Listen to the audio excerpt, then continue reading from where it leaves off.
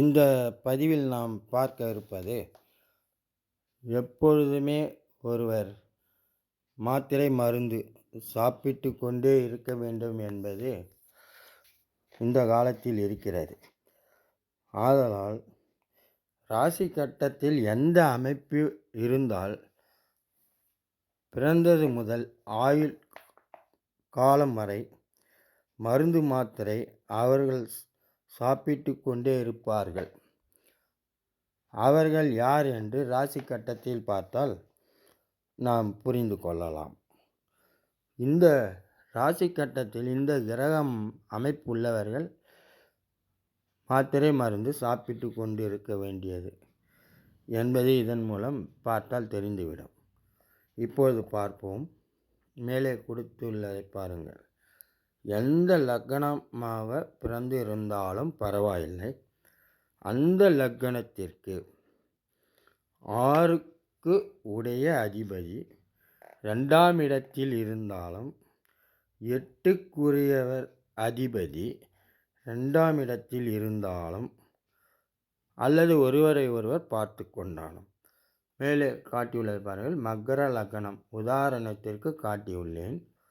மகர லக்னம் 6ஆம் வீட்டு அதிபதி புதன், சூரியன் 8ஆம் வீட்டு அதிபதி, இருவரும் கூடி 2ஆம் இடத்திலே இருக்கிறார்கள் கும்பத்தில். ஆதலால் 6ம் 8ம் அதிபதி சேர்ந்ததால் இவர்கள் மருந்து மாத்திரைகள் சாப்பிட்டு கொண்டிருப்பார்கள். ஏனென்றால் அது ஒரு சரராசி மகர லக்னம் என்பது.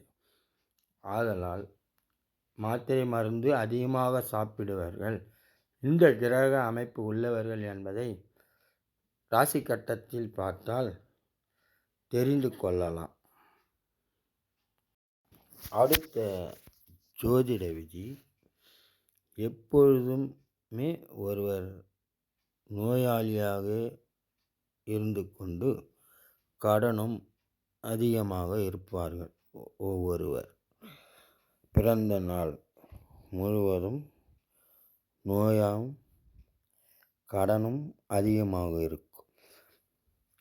எந்த ராசி கட்டத்தில் இருப்பவர்களுக்கு என்பதை தெரிந்து கொள்ளலாம். மேலே கொடுத்துள்ளதை பாருங்கள்.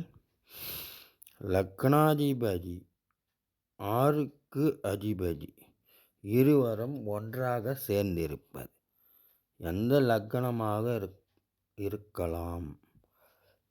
லக்னாதிபதி என்பவருடன் 6ஆம் அதிபதி சேர்ந்து இருந்தால் ஜாதகர்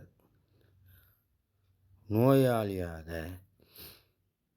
இருப்பார் அல்லது கடன் அதிகமாக இருப்பார் என்பது. 6 என்பது லக்னத்திற்கு நோய், கடன். இவர்கள் இருவரும் ஒன்று கூடி லக்னத்திற்கு எந்த பாவத்தில் வேண்டுமென்றாலும் இருக்கலாம்.